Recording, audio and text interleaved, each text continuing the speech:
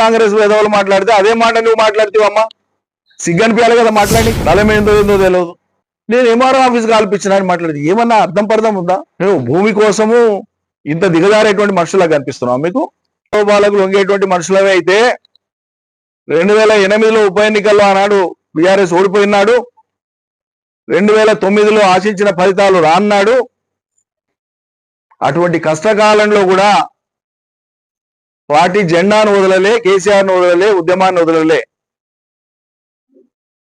డబ్బుల కోసమో ఆస్తుల కోసమో కక్కుర్తి పడేటువంటి వాళ్ళం మేము కాదు. మీ దృష్టిలో ఉద్యమ ఫలితాలంటే ఊరేగడం కావచ్చు, పడుచీరలు కావచ్చు,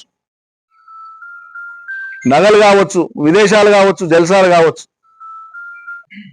నీ టైటిల్తో నువ్వు సంతోషంగా ఉండు జీవితకాలం. లిక్కర్ రాని నాకేం అభ్యంతరం లేదు. నాకు ప్రజలు పెట్టిన నీల నిరంజన్ రెడ్డి వద్దంటే విడ్రా